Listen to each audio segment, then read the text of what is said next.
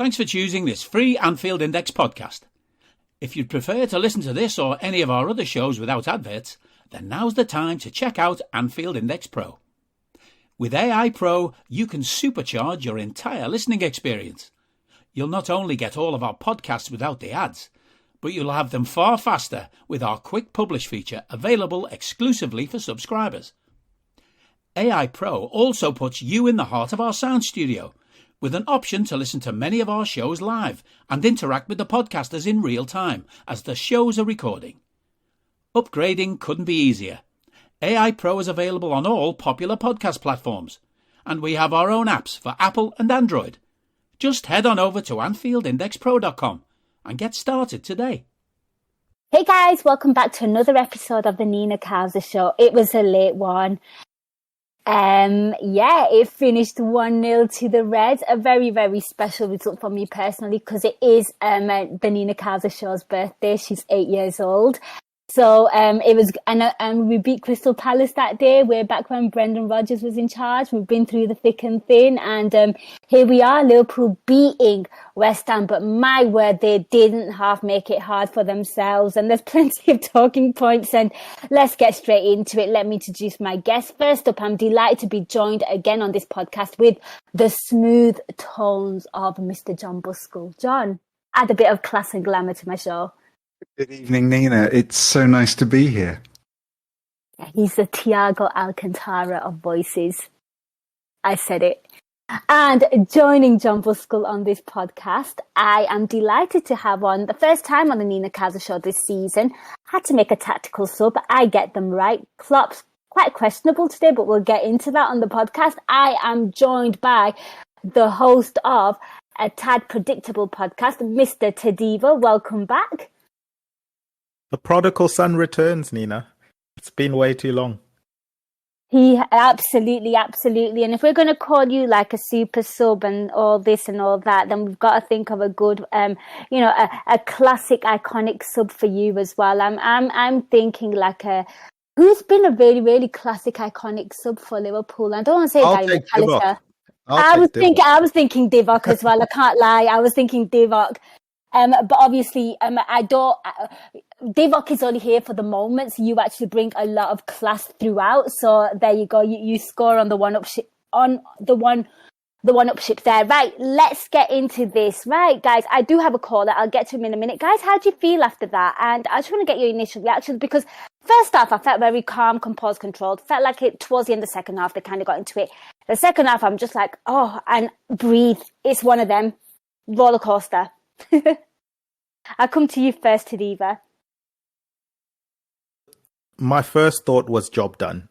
Yes. Because the way I looked at this game was if we don't win it, the City result is not as emphatic as it needed to be. Mm-hmm. Because I think it's objectively, we would have probably gotten, from the two games, would have looked at hope to get 4. If we get 6, amazing, but at least 4 points would be great. Now we've got 6 out of 6, so that's a fantastic outcome. A bit squeaky bum time in the second half, but I think the important thing was just to get the points on the board, to get all 6 onto the board in this game. Absolutely, and I guess this was again another quite, it's worth noting that West Ham are actually quite a good team.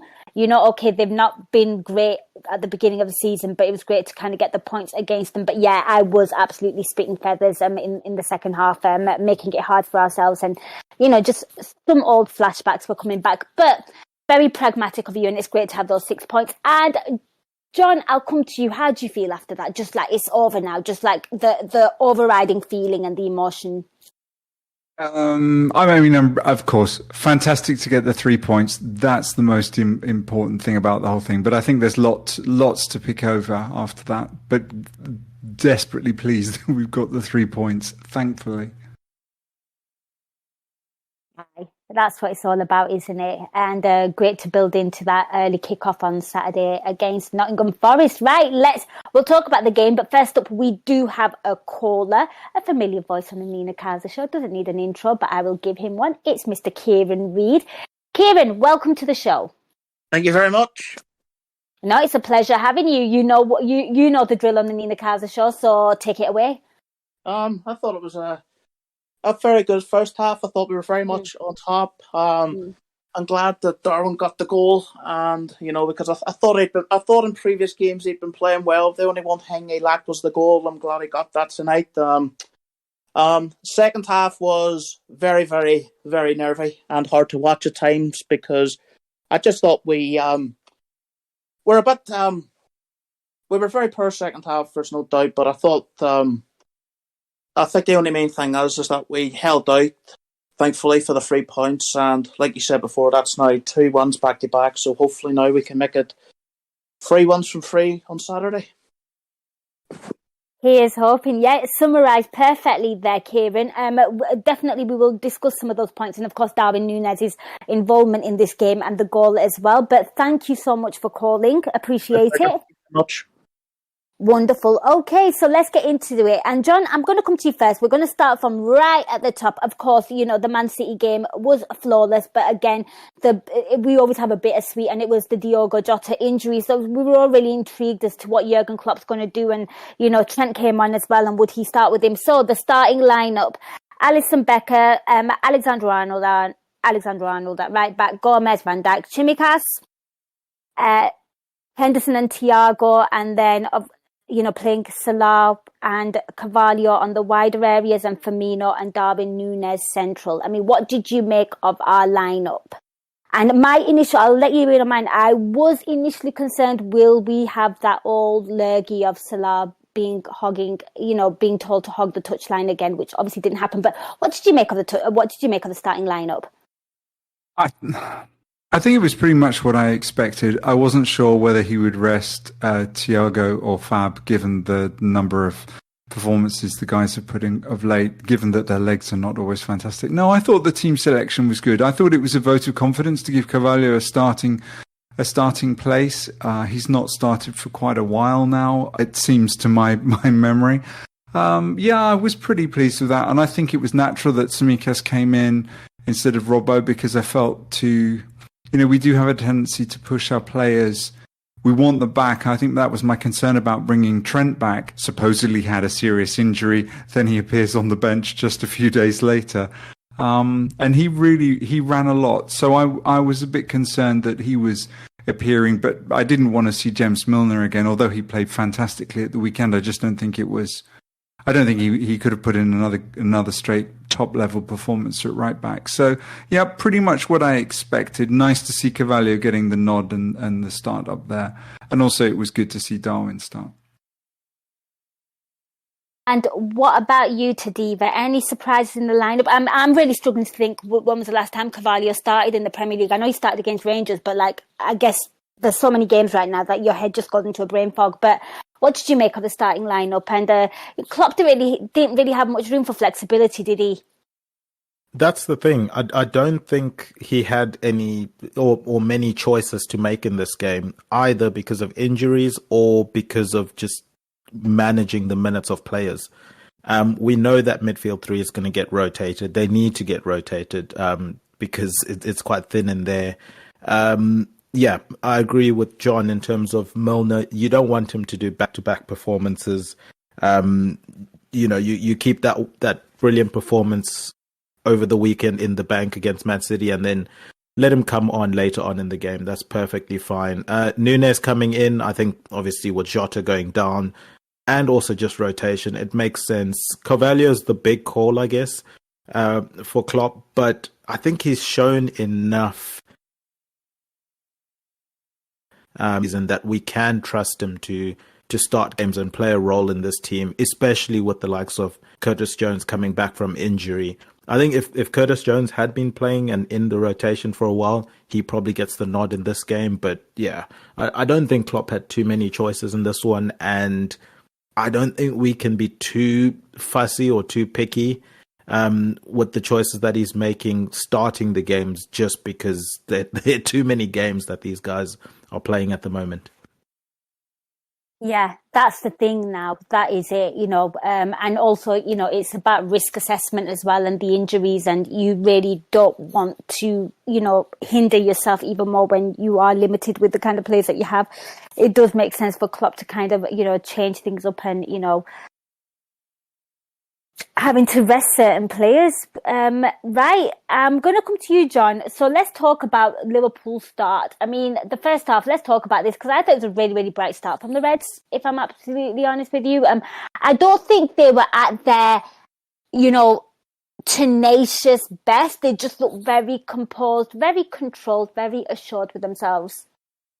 Yeah, that's pretty much my take on it. I thought we started well, apart from Alisson's, I don't know what you want to call it, his inane ability sometimes to just play a pass out from his goal line to one of the other players on the other side. And he did that like at 2 minutes. And then I was scribbling at 7 minutes, Alisson again on my notebook there. But I think it's almost like Klopp has said to them, or that the team themselves had decided, we're not going to concede within the first 5 minutes again. Although Alisson seemed to go against that. But they were passing it around, they kept the ball, the pace was quite slow to begin with. And I really felt that, okay, after the hell and gunfire of the City match, it was almost like, let's come out here, let's not rush at it, let's build a platform to go forward, because I think they will have known that mistakes would come up from West Ham, that there would be openings. So I thought it was a very positive start to the match from the team. It wasn't gung-ho, but it was controlling the ball, controlling the passing, moving it around the pitch very, very nicely. I think at about 9 minutes in, Trent makes a great ball. He comes up on the right there. He sort of flashes a ball into the box. And I really felt, because I'd had hesitations about, I wasn't sure if Trent was going to be fully fit. But I really felt at that point that, Trent's beginning to take an integral role in our creativity on the pitch. And then as he took more of a creative role early on, I felt, we've established a good platform, controlled the passing, lots of pass and move, which I love to see. And then we were beginning to open things up a bit. So, it was a good start. It was only Alisson that made me kind of think, oh no, how is the match going to be? But then he saved it later. He did. He came through. And Tadiwa, I'll come to you. I mean, what did you make of the Red start? And, I was very, very intrigued to see, like I said, my concern was Mo Salah outright again. And John there just highlighting, Trent's involvement. And I was kind of noticing a lot of overlapping on the right-hand side, allowing and affording Salah to get a bit more central and to work a bit more with the front men. I want to get your thoughts on the Red start. Yeah, I think John mentioned the Alisson start, which it happens at times. You take that risk with a keeper that plays out the back. There are going to be games where they're going to be misplaced passes. I think the biggest concern maybe in the starting lineup was Salah going out wide again, and having to run the touchline with the linesman again was something I was not looking forward to. But if you do have someone overlapping on that side, it allows him to come inside, because then that space is being occupied by someone and he can go occupy another space. I think the thing you mentioned with regards to not conceding was important. And I think we saw that especially with Trent in this game. Early on, he wasn't bombarding as much as we're used to seeing him. He was happy to sort of just, if he goes past the halfway line, he's not going too far away from it. And it's basically the thing that happens when, with maybe how you approach a league season is you can't win the league at the beginning of the season, but you can certainly lose it. And the approach in this game was a similar fashion of, okay, guys, we're capable of winning this game as long as we don't make it harder for ourselves. So let's not go gung-ho in the first half in terms of trying to, go ultra attacking and bombing all of our players forward. Let's be composed. Let's trust the attacking players we do have up front. Because I noticed even with the likes of Henderson, it was only in the second half when I really noticed Henderson making those runs beyond our front players. Whereas in the first half, he was quite reserved. So I do think there was something to that. And to be fair, I think it suits a lot of our players that we have at the moment.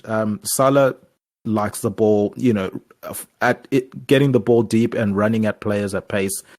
Darwin Núñez certainly likes to have space in front of himself. And then the likes of Carvalho, they can run from deep. So I think with the players that we have, with the age of some of the other players in our squad, this system is suiting us, where we're not being as risky at the beginning and just trusting that we've got enough talent to get it over the line. Yeah, absolutely. And John, I'm going to come to you and I want to talk about the strikers because, of course, I think, there's been a lot of focus on, our new signing in Darwin Núñez and, and how that front three functioned. I actually was pretty impressed with how they were kind of linking up and finding each other. I love the fact that, Núñez looked really, really confident in front of goal. I like the fact that Salah was actually cutting in. I felt like Carvalho probably had the slowest start in terms of attack. And Roberto Firmino, for me, was the guy that was kind of pulling the strings. I thought he had some majestic little passes and little touches that enabled, his strikers to get in, ahead of him and get into really good positions. I mean, Núñez was really, really adventurous today, taking a shot on the volley and, rattling the crossbar in another instance. And of course, we'll get to the goal. But I felt like the attack looked very much cohesive and like it was clicking and it was working together. Yeah, I think so. I think when I saw the lineup, my initial concern was that, well, who would he bring on off the bench if he wanted to turn it around? Yes. That was the only thing. But I think it's a nod of confidence to give Carvalho a start. And I think he's got the legs that Bobby doesn't have anymore. Carvalho he's got pace, although Bobby he sort of slinks into the box really well. But it's almost like we've got a range of skills of those four players rather than having absolute individual quality, and of course these players do have individual quality, they're phenomenal footballers, but what I'm trying to get across here is that it's almost like Klopp is focusing on the system, the striking system, a system of four players working together, taking up particular roles, rather than the sort of traditional, well, the front three as we were with Mane and Firmino and Salah in their pomp, or with Jota, who seems to work he's more in the mould of the poacher. So I thought it was quite interesting. I don't know. I don't know whether this will be the way going forward in many matches. I think we'll see it again and again, particularly against teams when we can play on the counter, because West Ham really did push up much more than I expected. They left gaps, and I think by starting the match with the four players, those four, I think Klopp was giving us the maximum opportunity to get the goals. I think what we saw in the second half was the downside of the selection that Klopp made, that if the goals aren't forthcoming, suddenly you've not got something to make a change to sort of really turn it around, other than taking people off and trying to sort of, maybe push Mo through the middle or use Harvey to play in off the right.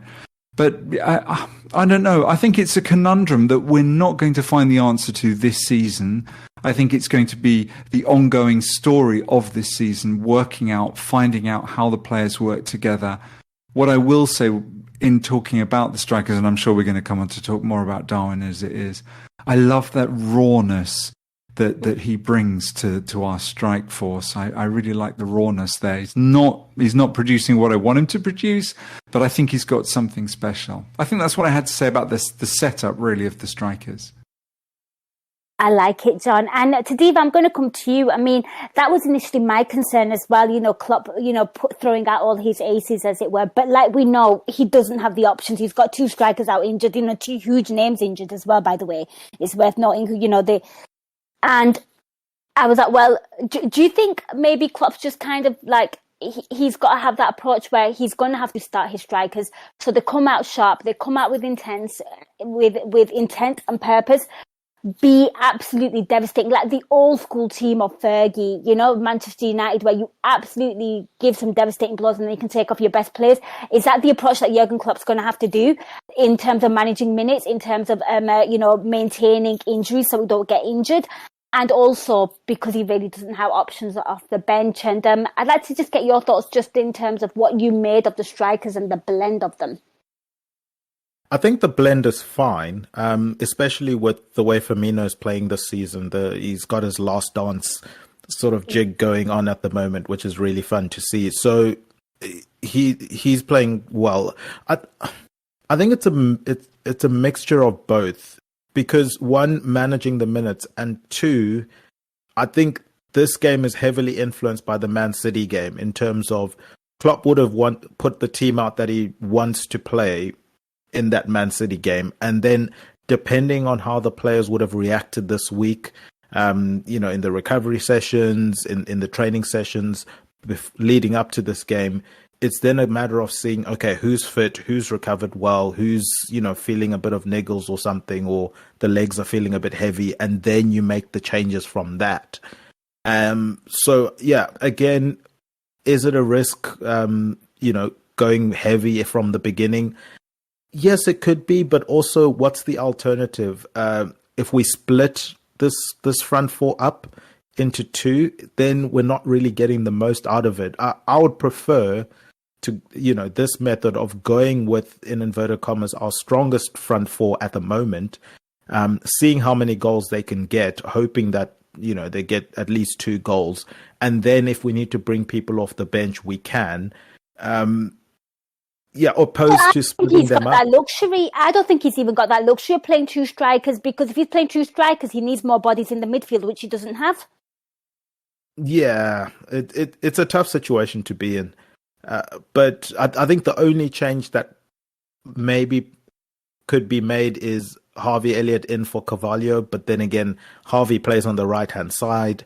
Who's then going to play on the left? Do we want Firmino to play there, or what then becomes of, the shape of that front four, so to speak?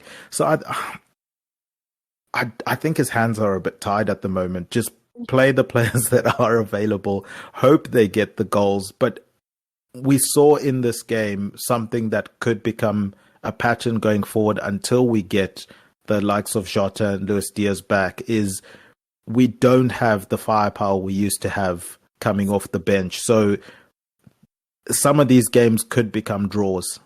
Some of these games could become losses where we're not going to be able to put teams away. And that's just the reality of the situation, I think, at the moment. We're going to have to accept that some of these games are going to turn into draws, I think.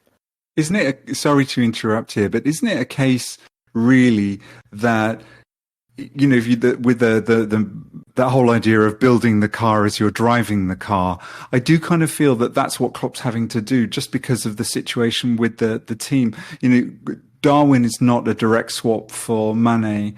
Carvalho has a sense of physicality about him, but he's got pace and integrity, pace and intention. He seems to move very, very well. Whereas I think that Darwin's got that physicality that Mane maybe had, maybe even a next step there.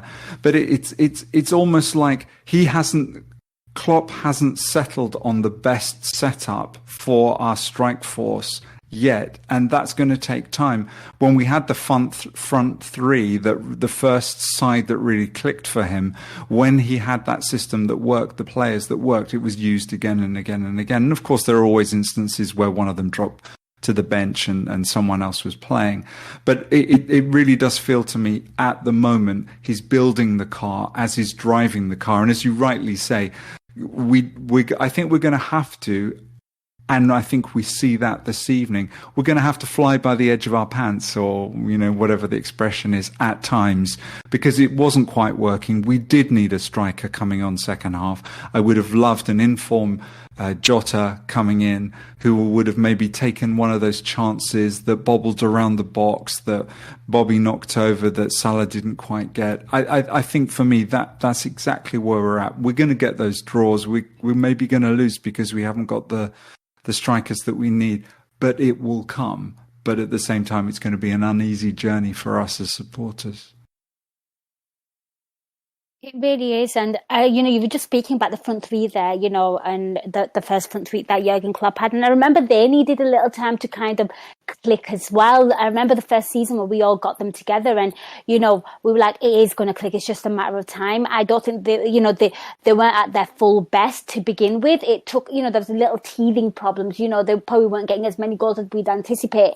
but it did come together. So I just think, patience is a thing. It is a shame that we don't have the options off the bench to change the game, because I felt like, if we had an attacking response to this game, I think, it would have asked very, very different questions of West Ham, because, I felt like, it would have maybe affected how David Moyes would have made his subs and how they'd play as well, because I thought he had a bit of a field day, certainly in the second half, with how things panned out. Right, let's carry on talking then. And Tadiwa, I'm going to come to you. I mean, we're talking about the first half, and I think I said it initially, there wasn't much, I felt like for a majority of it, Liverpool were doing pretty much a back to basic kind of thing, sticking to the assignment, being compact, working as a team, and not to the level and not to the professionalism and to the high standard that they did against Man City. I felt like sometimes they did drop the ball a bit, like we spoke about the Alisson Becker fumble, and we'll get into the penalty shout and all that, and players being caught out of position. But I felt like Liverpool in that first half did really well, didn't really break a sweat, and West Ham just didn't pose any threat to our defence. It was almost like coasting. I think it helped us that West Ham are also trying to find themselves this season. Yeah. Last season, they gave us a lot of issues. But yeah, this season they've been struggling, and they also don't know what their strongest 11 is at the moment. So I think it played into our hands in this game. It allowed us to grow in confidence and grow into the game a lot more. They didn't offer too much going forward, which helped us, as I said, grow into the game and be more comfortable in it. And it's similar to sort of what we saw, or what we've seen with Arsenal this season, where some of the teams they've played haven't been that good, but they've just gotten the points on the board.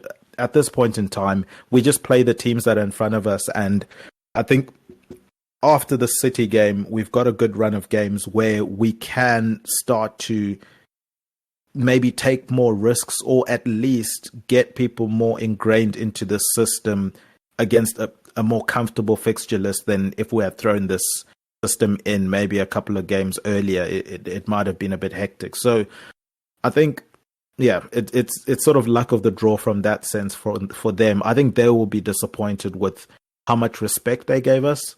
I don't know if it's a Van Dijk aura thing, but we saw it with Haaland in the Man City game, where he looked a shell of himself in that one. And we've heard Haaland in the past say Van Dijk's, the toughest opponent he's had. But it was very similar with Skamaka. Like, he's been getting better and better for West Ham recently. Mm-hmm. Yep. And in this game, he was very quiet. Look, if that aura is coming back around Van Dijk, then that's perfect for us. But yeah, I did not see much from West Ham that worried me. Even in the second half, where we started to tail off a bit, I was saying to Jody that, look, yes, they're getting more possession and stuff, but they're not really scaring us. The only worry is that it's 1-0. So they've got a puncher's chance. There's every chance that, the ball could roll into the net. But they weren't really, firing on all cylinders, I didn't feel. No, they didn't. And of course, on their team as well, I don't think Paqueta started, did he? And Fornals, who's a good player, I thought was quite quiet as well. So, yeah, there were some things. And I felt like the midfield was very, very easy for the likes of Thiago and Hendo. I felt like they weren't really doing much. Even Declan Rice in bits, in bursts, was having a bit of joy against us in the first half, but to no end product. I mean, what did you make of it? John, I'll come to you now. What did you make of that? I felt like it was kind of made a little easy for us as well, which I'm not complaining about. Yeah, I think. Do you mean specifically about the midfield, or the kind of football that West Ham were playing to create their own chances? Both, actually, because obviously the game is won and lost in midfield, as cliche as it sounds. But I am such an obvious Owen today. Sorry, people, cancel me all you want. But I just felt like overall, like the defense wasn't asked any questions. And I think Tadiva's hit the nail on the head. Skamaka was really quiet. He didn't really get the service. I felt like our midfield Thiago was just playing some gorgeous passes to our front men. And, Henderson, I think, was probably doing okay in like wasn't really offensive, as one of you two pointed out in the first half. So, and the attack for me were just playing really, really some nice passes in their box. I mean, for me, I sort of written down in my notes, I really felt that Thiago was really pulling the strings. He is just majestic. He's so beautiful to watch, the way that he carries himself, the way he seems to have, well, not just 1 or 2 seconds, but it almost feels like months on the ball sometimes to sort of, just almost like stroke the ball across the pitch. It was really beautiful. And I felt that if we were going to break through, it was going to come from something that Thiago was doing, whether it was playing it through to the guys just ahead, just behind the strikers. But no, he was really picking pockets. But to turn it the other way around, I felt that West Ham were always capable of hitting us on the counter. I'm a big fan of Jordan Henderson. It always feels like you have to say whether you do love Jordan Henderson or not, but I'm a big fan of Jordan Henderson. But one of the things that I felt this season is that, the years are beginning to show a little bit. And I felt with the role that Henderson was playing in midfield this evening. Are you that person who has everything? The coolest merch and those must-have fan threads? Well, over at our Anfield Index shop, we've gone that extra mile when it comes to pimping up your Liverpool collection. From our popular range of bespoke design t-shirts, sweaters, hoodies and hats, to our signature edition mugs, prints and coasters, all provided with fast worldwide shipping. We have something for every red. We also stock official LFC merchandise and are licensed with the Premier League and UEFA to sell official iron-on shirt badges and sleeve patches. As a listener to this podcast, you can get 10% off everything with coupon code AIPRO10. Just head over to AnfieldIndex.shop or find us on Etsy by searching for Anfield Index. He was trying to be the enforcer. He was trying to be creative. He was trying to protect Trent. I felt he was also trying to protect Carvalho at times. And I felt that Henderson, for all his experience, for the great footballer that he is, that he was wandering around the midfield. And as he wandered, clearly unsure of the role that he was playing, or if he'd forgotten the role that he was playing, I don't know.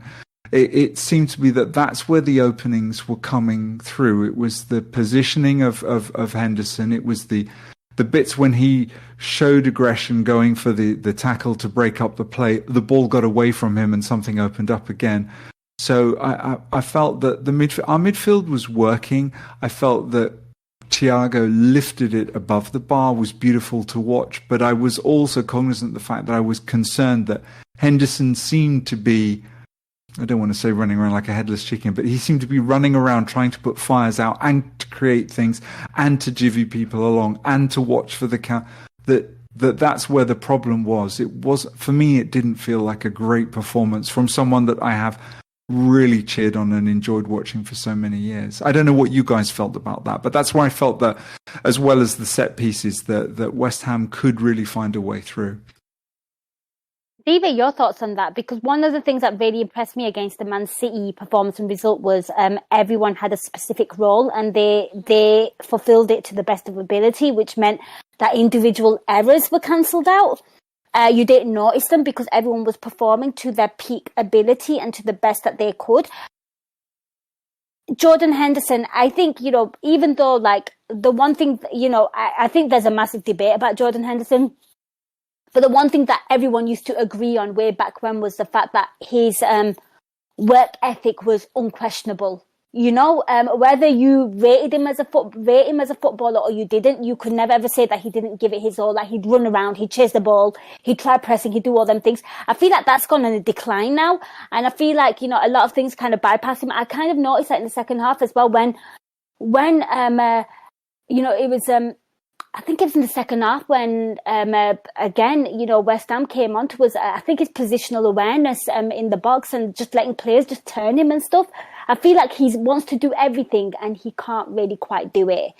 And I think the blend of Thiago and Henderson isn't the best as well.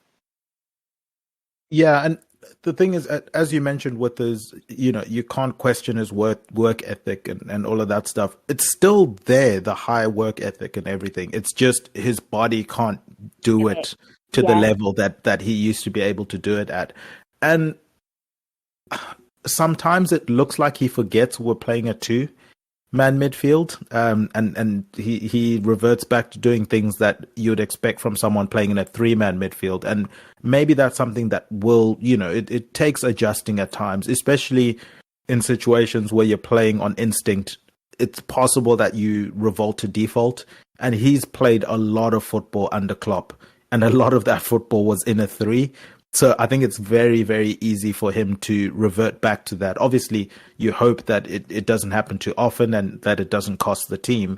But I think this two-man midfield going forward is going to be better for him, especially if we see a more reserved performance from him. I thought in the second half, he was given more license to go forward. We saw him intentionally running into the box quite a bit, which we didn't see in the first half. But yeah, I think it's more to do with maybe him reverting to default at times when he's playing on instinct, because he's just so used to playing in a three. And you hope that either he gets that out of his system quickly, or we don't concede goals whenever that happens.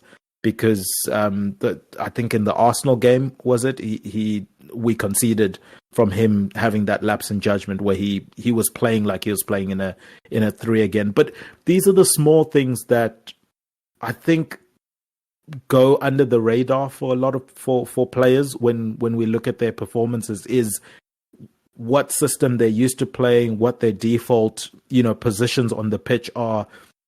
For some players, it comes natural to be able to switch and and be able to take on board the different tactics and the different roles you're being asked to do. For others, it takes a bit more time.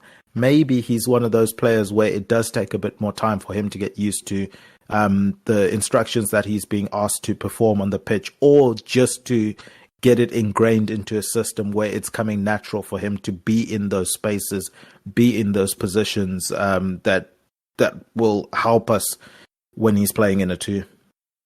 Can I just ask a question here? What you guys feel about this, really? Because it strikes me that we're in a bit of a conundrum. Do you think that Jordan Henderson is going to be able to transition from being, he's for me, he's been a bit like a Captain Marvel. He's done everything. He's been the absolute heartbeat of the side. He really has been a fantastic captain. Following Steven Gerrard, I can't think of a more difficult task. He has been amazing. He's very vocal. He's a real leader. But now, when you get older as a player, there is that transitioning period. And I felt, for one, there was a real sadness in seeing the decline of Stevie. And I think he found it very difficult to cope with. Are we seeing the beginnings here of Henderson's transition as he gets older? He's got huge amounts of experience. He's incredibly tactical. But do you guys see that? Is he going to be able to play the Jordan Henderson role for just 40 minutes, for just 60 minutes, or to come on for just 20 minutes, or is he going to struggle to adapt as he is unable to play as he has before? Because I think this is a really important issue in terms of what Klopp is doing with the side as we go forward. We are transitioning. He's relied on his generals, his leaders, and now the leaders are beginning to fail him. I'm going to come to Tadiwa on this. I'll just give my quick thoughts on it. I think he should have been phased out about 2 years ago. That the 40 minutes that John's talking about there, I think that should have happened 2 seasons ago. Definitely now, I don't think he's got the legs to do it anymore. And I think we're one of I think one of the problems that we've had this season, injuries aside, is the refresh of players. You've got to slowly transition and bring in.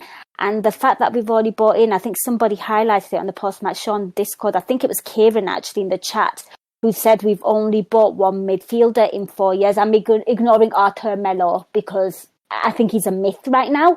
He's injured before he's even played. I'm not going to go there.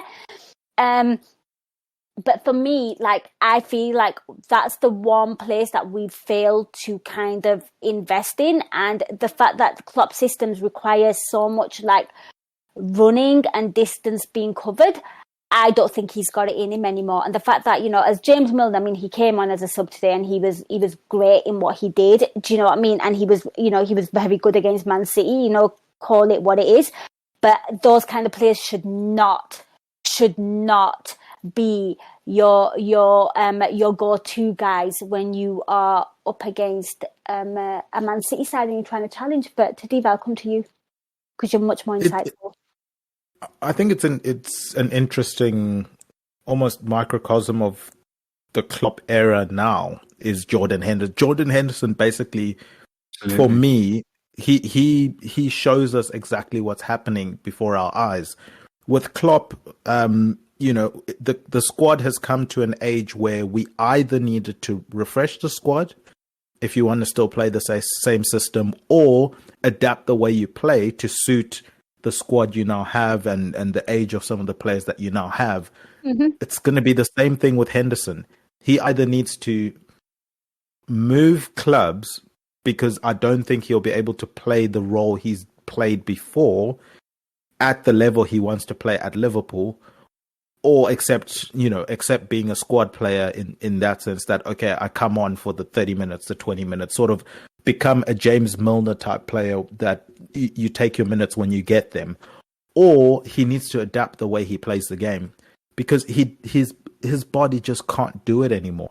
He doesn't have that juice left in him to be able to give those high energy games that he's well known for. And it's gonna be interesting to see how long it takes him to decide which route he takes, because we've seen with Klopp, it took most of this season to decide. And some people would argue that last season he should have already started shifting the way we played. But it took Klopp a long time before he moved to this 4-2-3. He was not letting go of the 4-3-3, despite the glaring, things that we were seeing in games and the need to be able to switch. So it will be interesting. And I think it's for Henderson to decide how he goes about it. The thing for me, though, in that is, we know, regardless of what anybody thinks about Jordan Henderson, the most important person is going to be Klopp, because Klopp picks the teams. And Klopp has shown, the precedent is there. Henderson's going to start a lot more games than maybe some people might want him to start. So he's going to play. And we just need to hope that he decides whichever avenue he goes down, in terms of, does he adjust his game, or does he accept a lesser role in the team going forward? Because if it continues the way it's continuing, where Klopp is going to keep playing him and Henderson's going to think, going to keep thinking he's Henderson from 3-4 years ago, that's going to lead to us conceding goals and hope. And we just have to hope that it's not in crucial games. But yeah, he effectively has to pick a struggle. He either needs to, adjust the way he plays. And as I said, I still think in it too, he could be very useful as the more defensive-minded, reserved player, where he needs his energy in maybe 50% of the times that he would have if he was that lung-busting 8 in a 3.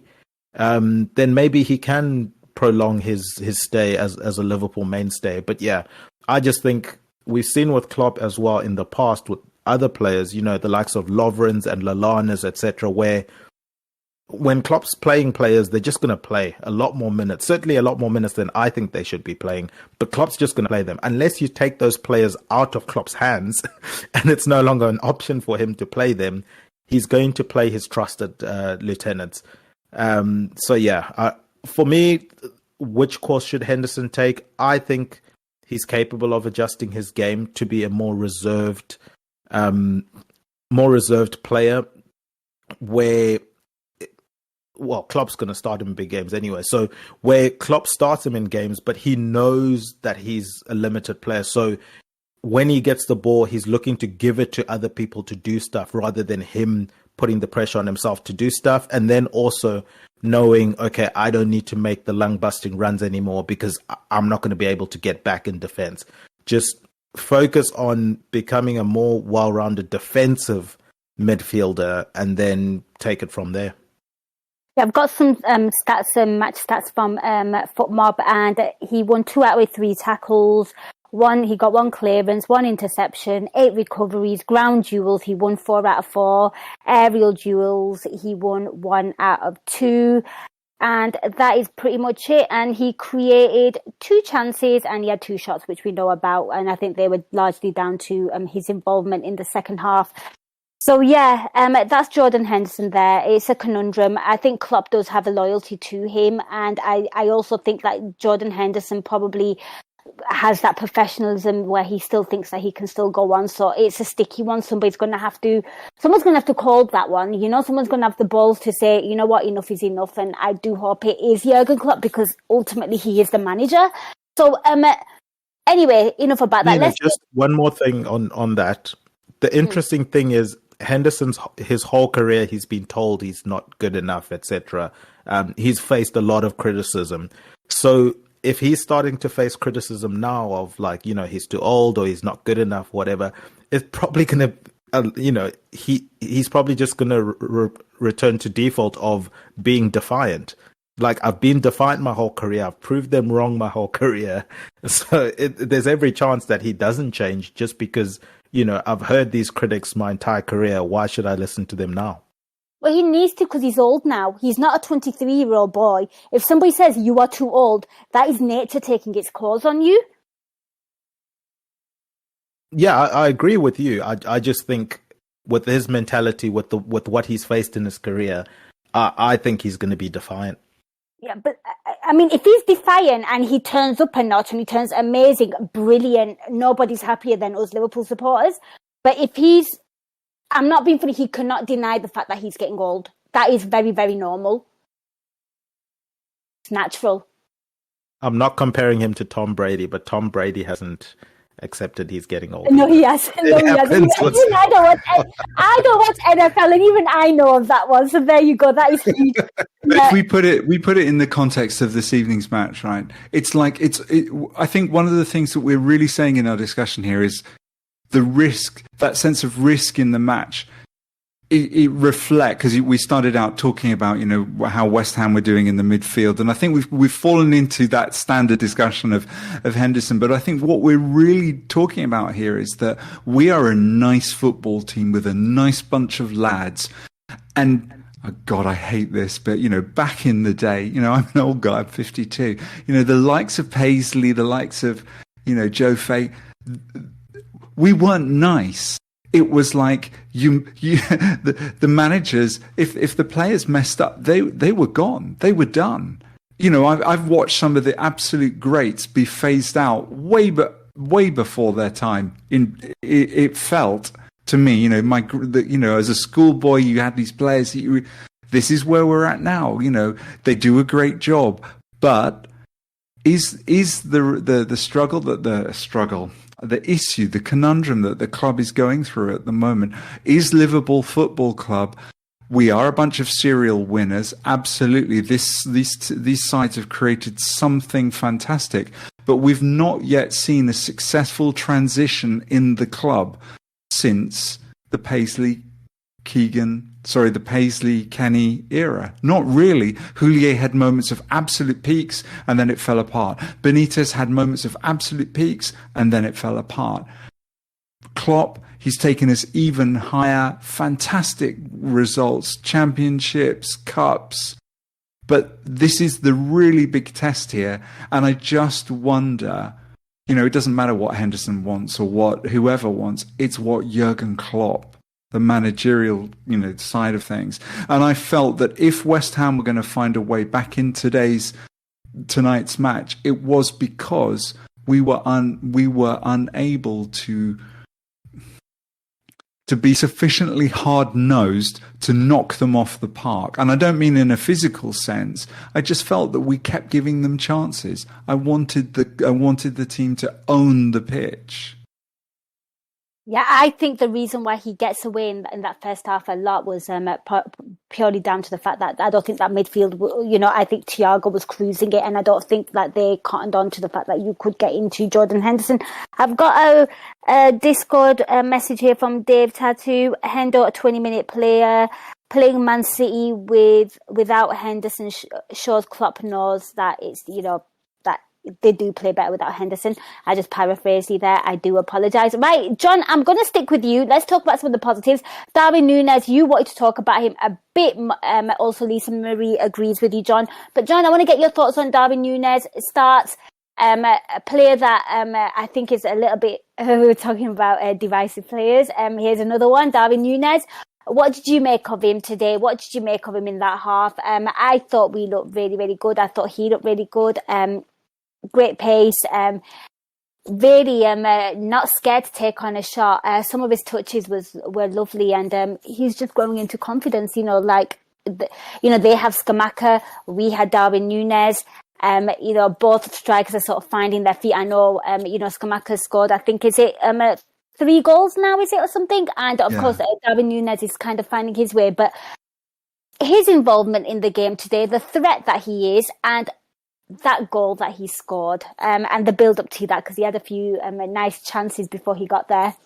Oh yeah, I'm really curious. Every time he starts, every time he comes onto the pitch, I am so curious to see how he does, because for me he's raw.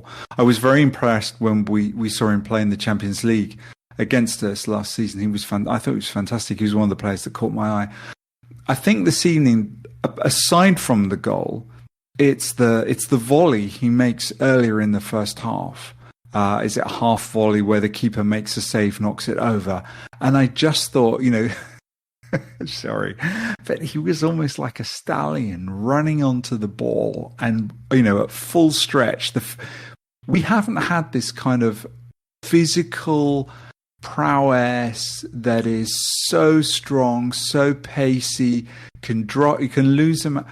There's something of Torres, I mean, Torres is a completely different level for me at the moment, but there is something special about Darwin. It's almost like you're waiting for it to all click.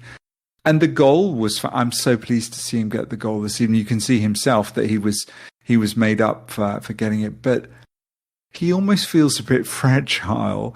It's almost like he feels like he wants to do it all himself.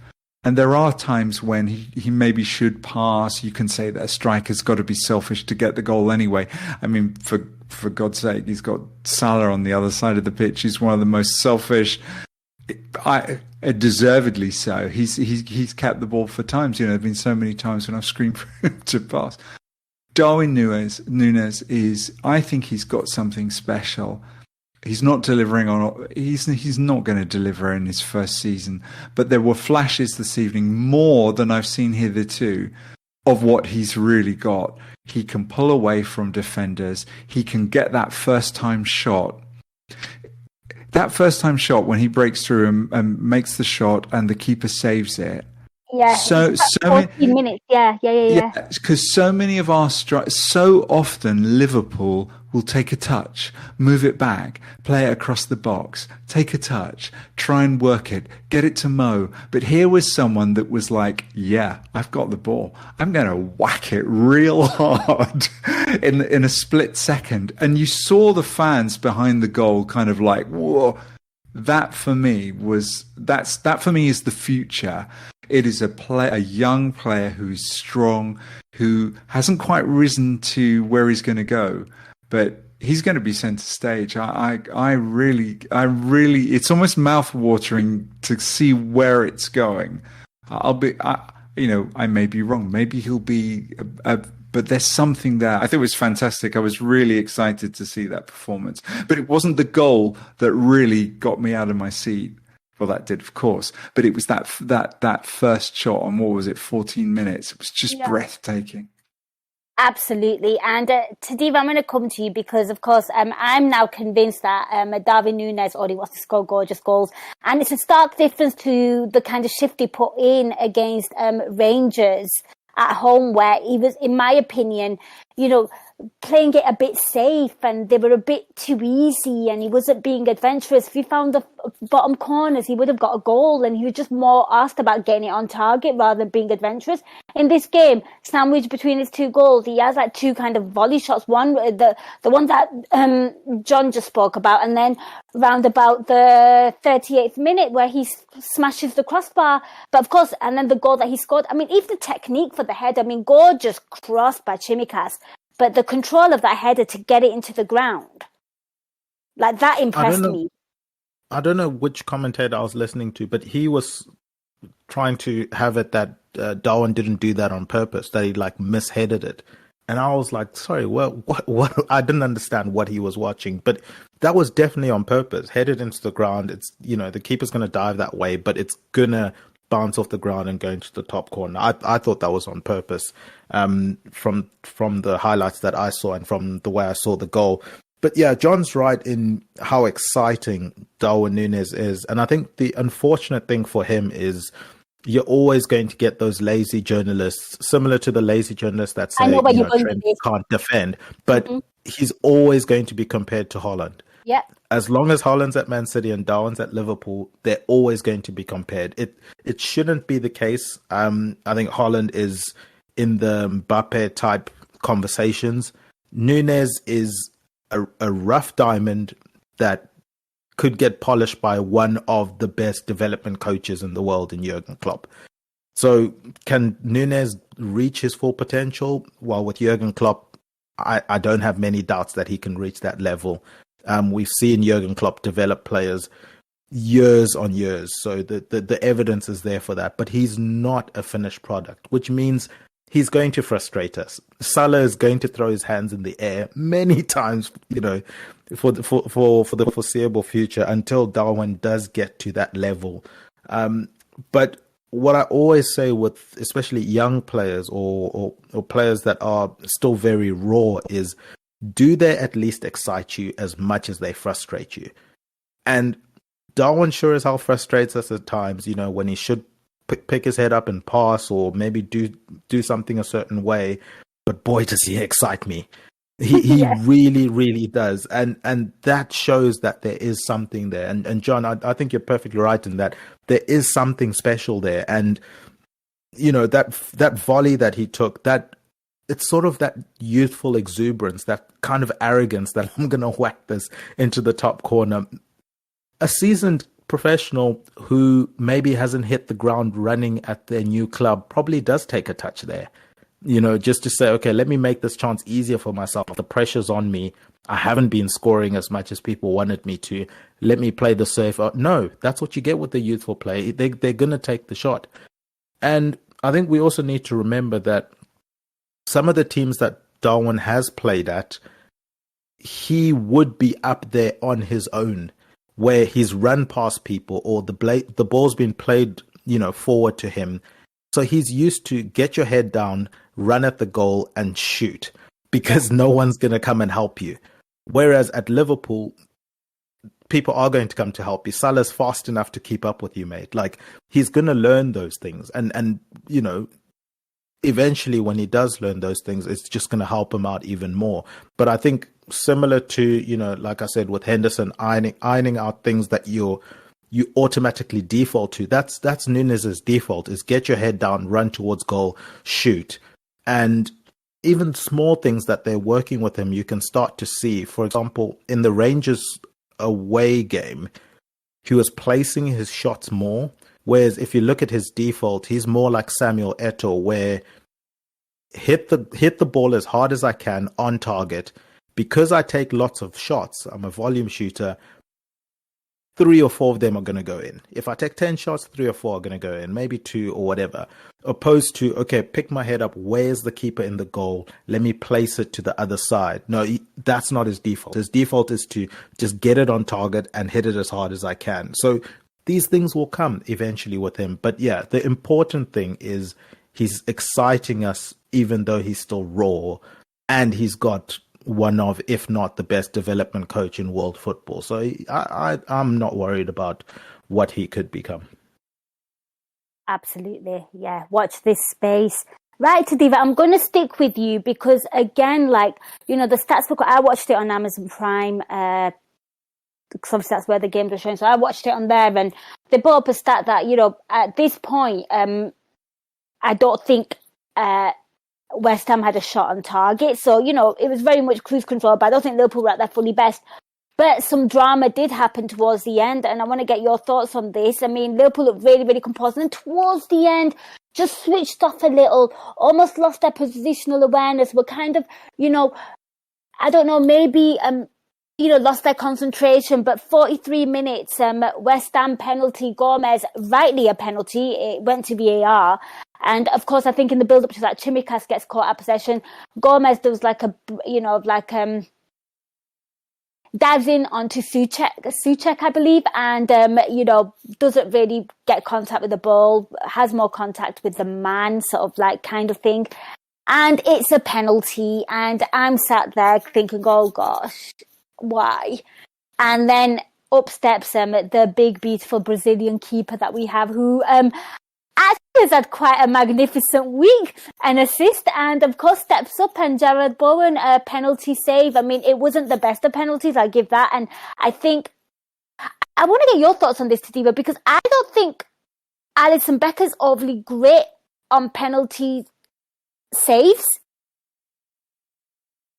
Like, no, he's not. No, that is my like gut feeling of it. But it was great to see him save a penalty and have that kind of week for him. So I'm delighted. Another clean sheet for our amazing goalkeeper, who's been brilliant this season, by the way. Especially with the shaky start he had at the beginning of the game. And I think part of that goes to the greatness of Alisson is, even if he has a bad start to a game, he can shake it off and really just go on to... Yeah. It doesn't take him 3 or 4 games to get over a mistake. He can just shake it off and carry on doing his business. Yeah, the penalty is a good height for the goalkeeper. I thought he telegraphed it a bit with the way he shaped his body, that it was going to that, well, keeper's right-hand side, because with the way he opened his body, I thought it meant he was going to close his foot at the last second, because he opened it up way too much. So, yeah, maybe something for him to work on with that one. But I think the important thing was that we didn't concede then, because then that issue of having quite a shallow bench becomes an issue. Because at 1-1, can we go and get another one? Can we lift, you know, the momentum back up again? I'm not so sure we could. So it was vital from Alisson to get the save. I'm really happy. I mean, penalties are a lottery at times, so it could have easily gone in. So just happy on this occasion that he gets the save. And then from Joe Gomez, I thought he was like mistakenly channeling his inner Firmino celebration there. There was no need to go that high onto a player that's running away from goal. It seemed a bit needless at the time. So yeah. We'll take that and hope it doesn't happen again. And yeah, the less penalties we concede, the better, because I don't think Alisson is a great penalty saver, but on this time, fantastic from him. Got a big, strong paw to it as well, which I think is credit, not just saving it, but credit to get it away from goal, which Alisson is already really fantastic at. He really puts... normal saves, he gets them out of the area in any case. But with penalties, so many times we've seen where keepers guess the right way, but then it just falls back into the middle of the box and someone taps it in. Yep. So yeah, he dies the right way and gets it far away. And yeah, really, really happy for him. Yeah, great technique then. Jon, I'll get your thoughts, because I did watch it on Amazon Prime, and they were showing Virgil van Dijk scuff the penalty, the spot, like digging, is he kicking it or is he just stamping on it? But it just made me laugh. But I guess this is what you do when you play football. Your thoughts on the penalty, like the worst time to kind of concede the penalty anyway in general, especially the fact that they actually had no sniff at the game as well. I think that was my initial frustration at it, the fact that they did literally nothing, and that was the only time they kind of came onto us as a whole. But yeah, I think Tadiwa hit the nail on the head there by suggesting that Alisson Becker is a completely unfazed goalkeeper, and he might have had a few ropey things in the, beginning of the game, but completely ironed them out in the game. And Alisson Becker, what a week you've had. Oh yeah, I mean he's fantastic. I must admit, when you were discussing, is he good at saving penalties, blah blah blah, because I always used to think that Pepe Reina was a fantastic keeper for penalties, and Lloris at Spurs, but actually. Alisson's he's made a few saves of late. I think you're right. It is telegraphed. You've still got to make the save. He was so calm about the whole thing. I think that's what I love about Alisson is it's almost like, well, yeah, we'll just save this or we'll just go and score. He doesn't seem to lose his rag. He doesn't get in the player's face and try and sledge and put the guy off particularly. I just think he's like, okay, it's a penalty. Let's deal with it. He has got an amazing temperament. I think Joe Gomez, on the other hand, showed that he was naive, that he hasn't played for a long time. He was absolutely brilliant at the weekend. But I think this is what we see when you've got players that have been out for a long time. They are desperate to do well. This is Joe Gomez's chance. It's Carvalho's chance as well with Jota, crocked for however. These are young guys who've got a chance to establish themselves, to make a name for themselves playing with Liverpool. And I'm sure if you show or when Joe Gomez sees the clip, he's probably going to kick himself for being such an idiot for, like you said, brilliant, trying to do the Bobby Firmino celebration all the wrong way. But that's football. And I think this goes back to what we were saying with Darwin as well. Football is an emotional game. We get excited. The fact that we loved the fact that Darwin missed, that was one of the great moments of the match, was the shot that he had that didn't go in. The same thing with Joe Gomez here. This isn't a workmanlike performance. This is a performance of a club who are evolving, of young men joining, finding their own way in the game. They'll have days when they do fantastic things, but this is not FIFA. It's not the computer game. It's not like that. We don't move these players around with a joystick. We're watching them. They're emotional. They make mistakes. They save the day. They do something fantastic. And Alisson Becker is probably the coolest head on that pitch, apart from the woeful passing in the first 5 minutes where it had me scribbling down Alisson Becker's passing ! Several times. But he was just immense. I love Alisson. I don't know why. Maybe it's the time here. It was late. I've been up many hours today, but I was like, Alisson will save it. And he did. And it was almost like I didn't enjoy the pleasure of him saving it because I'd been just so queued up for Alisson will save it. He has that kind of aura about him. It was just brilliant. It was a brilliant moment. And it was so important we didn't concede, because I still think we're psychologically frail as a side at the moment. I completely agree with you. And those lovely shots that Nunes scored, we would have actually been sat here thinking, God damn, if he'd scored one of them. So you know what? A crucial moment in the game. I couldn't agree more. I'm really intrigued. I mean, obviously we come on here straight after the show. I'm really intrigued to see Moyes' comments after that game, because he's been quite feisty and tenacious about refs and VAR in general. And obviously he got a decision his way there. So I'd like to see what he rants about after the game on that one. Or he might just concede and just say, you know what, whatever. I'm intrigued. Just putting that out there. Just a little mental note for me there. Right, Tadiwa, I'm going to come back to you. Second half. You kind of touched on Jordan Henderson being a bit more, you and Jon both touched on it, that, Jordan Henderson a bit more involved. In the first half, I kind of saw like a lovely 1-2 between Hendo and Salah. Hendo's effort went over the bar. But then I felt like a little bit of sloppiness was kind of creeping into our first half, and it just became a little bit more open, because I felt like we had West Ham quite contained. But in the second half, it looked a little bit more open. And then obviously Klopp makes his subs around about 56 minutes. And it's the Jurgen Klopp standard triple sub. Elliott, Jones and Fab come on. Carvalho, Nunes and Thiago off. So just talk to me just in general about that whole thing and the subs.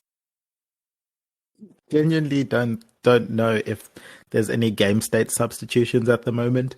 It seems like these are written out before the game's even gone on, irrespective of what the score is. Certain players are coming off at certain times. So it's always a nervy moment when it gets to those timestamps in the game, and we're not far ahead of the other team, because I think the level certainly dropped off quite a bit, especially when Thiago came off, and it made it a little bit nervy for us. In terms of sloppiness and stuff like that, I mean, the first thing to go when you are tired is sort of your mental side of the game. Maybe your passes aren't as crisp. So I think maybe that plays a factor into it. They gave a lot in that Man City game. The players ran a lot, and not just running a lot, but the mental side of that City game must have been really intense. And I can just imagine the energy dump coming off of that, and then having to play this game so quick afterwards. So I think that plays a factor in it as well, is just the mental side of things. And as I said, I keep going back to the fact that this is just one of those games where you just need to get the 3 points on the board. You can't begrudge them too much. Like you can't be too overcritical in this one for me, or that's certainly the approach I went with going into this game, just because of the efforts they put in against Man City, and then playing a West Ham side who, similar to us, we don't know what West Ham was pitching up today. They could have been, definitely a more aggressive West Ham, and we've seen that kind of West Ham in the past. It just so happened they didn't in this game. But yeah, very nervy. I see in the chat, Dave Tattoo says, "Yep, was frustrating and nervy." I agree with him there. Very nervy, very frustrating. But considering the week that they've had, I can see where that's come from, and I'm just happy that they were able to get it over the line. And I mean, I don't know if you guys think the subs are as sort of decided before the games as I think they are, but it definitely feels that way to me at the moment. I'd say yes. I think you're looking at players and you're looking at minutes. I mean, people. I think, John, I'm going to come to you, because I think it's fair to say, like, obviously, when Jurgen Klopp makes them subs, we notice a significant drop in terms of, the second half kind of changes. And you look at the subs that he brings on, and he brings on an Elliot who, Harvey Elliott, who went like Tadiwa said, got through a lot of work against Man City, probably put in one of his best defensive shifts. Yeah. Fabinho, who played against Man City as well, who had a really, really great game. Again, you have to manage his minutes. I think, to me, he didn't have his best game this game. I think it's fair to say. I felt like that midfield was really getting massively overrun in the second half. And then Jones comes on, who has been injured. And this is literally his first sort of outing in the season, if my memory serves me correctly. But that is what you're going with, because there are no other options. And, and then you have to look at, maybe, I want to get your thoughts on this, because then straight after, Moyes makes West Ham make a sub as well, and they take off Fornals and bring on Benrahma, and he starts causing problems on the right-hand side, instant attacking threat, running at players, taking the ball, being a bit more adventurous. But it was, those subs did, in my opinion, change the course of the game. And not in a good sense, but I do agree with what Dave Tattoo said in the chat, and what Tadiwa said. West Ham are not an easy side, and sometimes you have to win ugly. And maybe this does kind of give them another, I don't know, maybe another form of confidence, in the sense that, hey, you know what, we can still win even when we don't do to our best. We don't have to, like the win was more important than the performance, is what I'm trying to get at. I think first and foremost, we needed to win, state the obvious. It would have meant nothing if we had beaten City and then lost to West Ham. That would have been us back in the day. I think I agree with you. The substitutions do feel like, it's almost like in the summer period, mid-season. Sorry, I'm just, language is going in my head here. Between the two seasons in the summer, when they're playing all the friendlies, it does feel like, okay, let's just change 3 players. I felt the substitutes weakened us. I felt that although Bobby he was not leading the line, but he was doing a lot of good work very quietly. I felt that when Bobby went off, we lost something. I felt that it was great to see Curtis Jones come on. I wanted Curtis. That was, for me, that was what I was looking for. But I felt that the subs weakened us defensively. I felt that Robbo had to come off when he came off anyway because, Tsimikas had to come off when he came off anyway because he looked physically shot, actually. But no, I don't know. It was almost like we'd thrown, I think where we started the podcast actually, by starting with the 4 strikers that we started with, it was like we had to get ahead in the match as early as possible and then do our absolute utmost to hold on to it without trying to attack and go for the second or third. Of course we attack. I'm going down an avenue the wrong way here, but what I'm trying to say is that, and failing obviously, but I'm trying to say is I felt that we set ourselves up to get ahead as early as possible to counter the effects of the tiredness that was going to come in. We'd thrown so much in the match at the weekend. Of course, it was going to be a tough one today. West Ham are a big physical counter-attacking side who can hit you on set pieces, and it always felt to me that a set piece was going to be our undoing here if they were going to score. And I felt that with the substitutions he made, he undid the coherency in the attacking that we had. So without Nunes, without Bobby, we really lost something up front and we didn't have anything to replace it with. So for me, the substitutions weakened us, but I understood it completely. What else could he have done?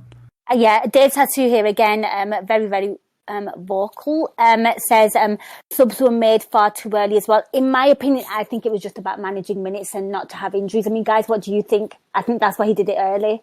Yeah, absolutely. Absolutely. We saw exactly what happened with Jota at the weekend. The referee played so much extra time that Jota gets, what is it? It's 95 minutes that he pulls up. Yeah. That's just massively, massively unfortunate for the guy. I mean, I think you've made a really, really good point there, John, and I'm going to come to Tadiwa on this because, West Ham are a physical team and they are a counter-attacking team. And obviously, the Firmino and Tsimikas sub happened at 80 minutes. But, I think for me, where it turned a bit batshit and a bit more open for them was when, Antonio comes on for them because we know that he's an absolute nightmare on the counters. And I think bringing him on and, he was just, I think he did have a few moments where he did scare us a bit. And, if Skamaka wasn't on his A game, that could have been quite threatening and quite dangerous. I think that's part and parcel of the tactic that West Ham would have gone into the game with is try and keep the game low scoring. And then we can always bring the pace of Antonio into the game. Because either, if they do keep the game low scoring, either it's a situation like it was in the game where it's 1-0 to us, and maybe we're chasing that killer second goal still, and Antonio gets chances, or it's 0-0, and then Liverpool have to go chase a goal to go win it, and then again Antonio can come on and get us on the counter. Or worst case scenario, we're losing 1-0, we need to go get 2 goals. You bring on Antonio, and he can get on the counter. So I definitely think they left that bullet in the chamber for that scenario. Mm-hmm. So yeah, it was inevitable that he was going to come on and be successful with the pace that he has against tired legs, with the amount of games that we're playing at the moment. I thought it was a bit of a no-brainer from them to just keep him fresh and hope to get him onto the field to cause some sort of havoc towards the end of the game. Absolutely. And John, I'm going to come back to you and I want to get your thoughts in terms of I'm being a bit dramatic here. I mean, because there were some moments where Liverpool could have gone ahead, and around about 77 minutes, I think Zuma nearly scores an own goal, clips his own crossbar, lovely cross from Henderson there to, tease it in and, make hard work for the defender. There was also an instance around about 83 minutes after the Bobby sub where, Salah's basically pretty much threw on goal on Fabianski, and Fabianski read the situation really well and just makes himself big and gets in the way and, kind of puts in a block on Mo Salah, reading the situation really well. We had some moments as well where, we could have gone ahead. It wasn't like the fact that we were just defending on the back heel. No, exactly. I think it was that stage in the match where, cliche of cliches, anything can happen. But it really did feel that, West Ham could get a set piece and from a corner free kick level, or we could break that. Both things were going on. The game was becoming scrappy. It was end to end. We were holding on, although I felt that we would win. It was all, I think I said to you before the show, so I was just coming back in, checking, are we holding on? Are we holding on? Has something happened? Has something happened? But I think what gave me the confidence that even though we were missing, the things weren't going our way, I think that Virgil van Dijk, and I actually think Joe Gomez had got over what had happened at the end of that first half. And I think it's worth noting that for a player coming back into the side, after what happened against Napoli, after giving away a penalty in the first half here, the narrative could have been very, very different. Joe Gomez could have been that fantastic defender at the weekend who, went back to type and messed it all up for the Reds against West Ham. Gomez he was playing from calmness, he was playing with aggression, he was playing with pace. He was doing some fantastic defending. He made it look easy as a defender. And I think that's the biggest compliment that you can ever give a defender, because all that Roy Rovers last-ditch tackling, etc., that means you haven't read the game particularly well. Gomez in particular was excellent second half and in that towards the end of the match. So I felt that we were safe, even though West Ham, they've got some big guys up there. Antonio is he's a really, really tough guy. I wouldn't want to come up against him. And, the fact that we didn't kill the game off, again, goes back to, I suppose it's been the theme of the podcast, really. We didn't have someone that could make a difference from the bench. It was very clear that none of the subs that came on were going, they weren't the goal threats. We were still relying on the guys that had been there since the first. The formation had changed. Nunes and Bobby had gone. Where was it going to come from? Don't know. Henderson. I think that for me, actually, Henderson's chance towards the end was the biggest clear-cut chance that we had. Yeah, it really was. And I'm going to come back to you, Tadiwa, because, we talk about last-ditch defending. Millie there at the end on 86 minutes. Absolute, do they call it the Yorkshire Terrier or whatever? But incredible defending from him. I'm glad that he kind of slid in and kind of did what he needed to do there. But on Souček, but again, nervy moments till the end. That's the thing. That's what happens when the score is 1-0 and we don't have that firepower off the bench. You probably can see us going and getting a second or a third if you're bringing a Jota or a Luis Diaz off of the bench there. Fantastic from Milner. That's the role that he thrives in. Yes, he does. And he seems to come onto the pitch every single game. So I think he's used to that now where, if he's not starting, he's got 10 minutes to come in and just empty the lungs. And the game is sort of slowed down to his pace by that time, so it's good for him. And look, if Firmino is the Michael Jordan in terms of this last dance thing that he's doing this season, Milner is Scottie Pippen at the moment. He's somehow reviving. I don't know what he's doing, in order to get that last bit of everything he can in this season and all of the good things. As long as that continues, if Firmino and Milner continue to play at the level they're playing at now, I think it will hold us in good stead because we know they're going to play a lot of minutes this season. So, I'm just happy that they're contributing in a positive way at the moment, and long may that continue. A great shout on James Milner coming on when he does, letting some steam out of his engine, and the game has slowed down to his, to his pace. I'm just really, really grateful that he kind of timed it to somewhat, perfection, because that could have been problematic.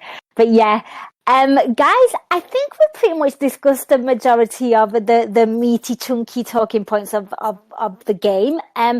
Is there any final thoughts or anything you feel that needs discussing? I'll come to you, Jon. I think all eyes would have been on Klopp as well this evening after all the discussions around his behaviour, what was going on between Pep and Klopp and the referee at the weekend. So I actually thought it seemed very, very quiet and business as usual at Anfield. And I think that's the most important thing, that the focus was on getting the result. We started off talking this evening about workmanlike performances.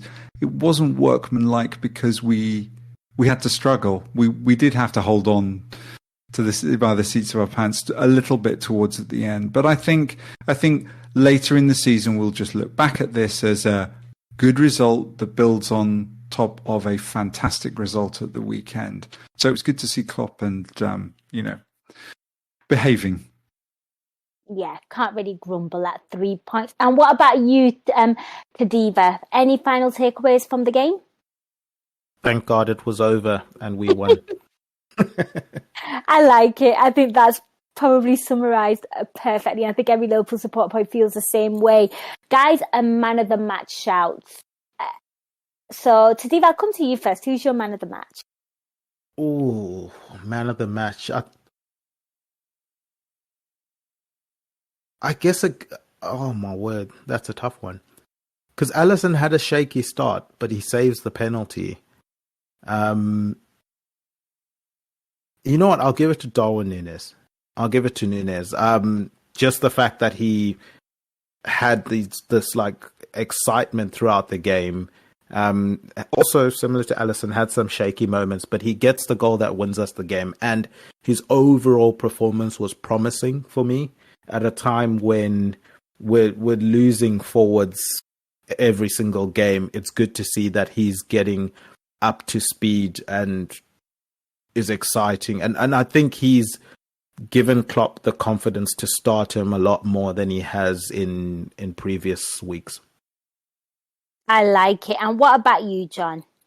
Absolutely not Núñez. Although, I think he's fantastic. I think he's brilliant, but I don't think he's man of the match for me. For me, man of the match is Thiago, because without Thiago, without that pass to Tsimikas that he plays in for Darwin, I don't think the goal happens. I don't think the chances happen for Darwin without Thiago owning that midfield. I think Thiago was fantastic because he was having to cope with an erratic Jordan Henderson. Jordan Henderson did some fantastic things, don't get me wrong, but as I talked earlier on, I was actually quite concerned by the captain's performance. Thiago brought the experience, the skill that was, the skill on show was just head and shoulders above everyone. Although Alisson was fantastic in making the save of the penalty, I really felt that the sense of control, the sense of Liverpool's professionalism and being one of the top two sides in the country, because I do still think we are, that came from. Thiago led the way there. Absolutely. I thought he was just majestic to watch. You know what? You've both shouted out two players that I rate highly. I think Alisson Becker would also be in the conversation. I'm going to go somewhere completely different, and I'm going to say Bobby Firmino, because I just loved his neat little passing. It was probably something that I've been critical of Roberto Firmino for, but I felt like he was really, really pulling them strings in the attack. And, his link-up play with the strikers and the attackers, and even to some degree Jordan Henderson in the second half. And I feel that when Roberto Firmino has one of those games where he's just pulling the strings and letting the more adventurous and more creative plays. And he had a few shots as well. He could have had a few goals today, so he looked quite tasty in front of goal as well, but just like the final cutting edge. So for me, for the workload that he got through, I'm going to say Roberto Firmino. Cool. And I noticed in the second half as well, he kind of started jumping a bit more into the midfield again when we were kind of getting overpowered and trying to press in there, which is something that you always see him do. So, yeah, I think we've all gone a bit different. Listeners, let us know your man of the match. We'd love to hear your thoughts. Guys, thank you so much for listening. A massive thank you to Kieran, the caller, you guys that joined us live.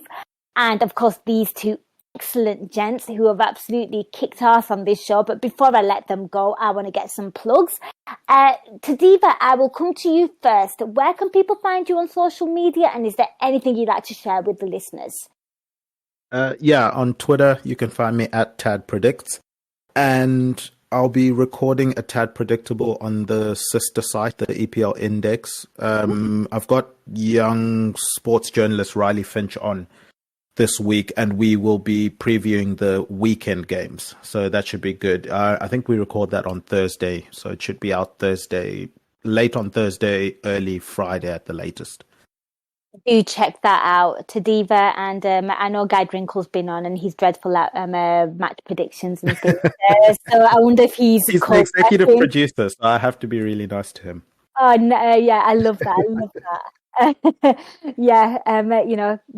Keep Guy Drinkle sweet. And Jon, where can people find you on social media? And is there anything you'd like to plug? Yeah, people can find me on Twitter at John Buskell. And the thing that I would like to plug, and I'd really love people to do, is I'd love people to retweet this show when it comes out on Twitter, because there are lots of football fans, Liverpool fans out there who probably don't see the tweets if they're not following Anfield Index. And the last couple of times that I've been on, I've thought, I used to see lots more retweets. And I think it'd be really good if everyone in the community who gets involved puts out a retweet, because that helps the Anfield Index grow. And I think that would be really good. Really nice of you, Jon. And, zero complaints from me here, guys. So, yeah, if you do share, we'd really, really appreciate it. And, today the show is 8 years old. Oh, my gosh. And, it's all down to these excellent, excellent guests and panels that we have on, the callers, and, of course, you guys that listen. So, from my part, I just want to thank you for that. And I really, really appreciate it. And, let's get her to 10 years. Let's try it. Nina, you have to stop, right? Nina, you can't keep thanking everyone else. You have done for 8 years. That is absolutely phenomenal. It's one of the high spots for People's Week. When a Liverpool match is played, they will be looking for the Nina Kauser. So, sorry, shame on you, Nina. You have to sort of stand back and go, yes, thank you. I've done a fantastic job, because you have. Really, really appreciate it. But I just love the interaction that I get on this show. And, Discord has just made it so, so great. But guys, thank you so much for listening. I will be back post Nottingham Forest. My gosh, we're really busy as well. I'm sure a lot of podcasters will be pulling up with vocal injuries with all these podcasts. But guys, thank you so much for listening. Take care. Till next time, up the Reds. We hope you enjoyed listening to this Anfield Index show. Please be sure to subscribe to our channel so future podcasts find their way to your device automatically. There's nothing quite like fan engagement, and we'd love to know what you think of anything discussed on this show. The best way to get in touch is over on our free Discord community, where both podcasters and listeners debate the hottest LFC topics 24/7. Sign up free now at AnfieldIndex.com/Discord. You won't regret it. You can also follow us on Twitter at Anfield Index, and find us on Facebook by searching for Anfield Index. Oh, and before you go, we'd love it if you could leave us a 5-star review on your favourite podcast app. It only takes a couple of seconds, and it means the world to the people who create these free shows.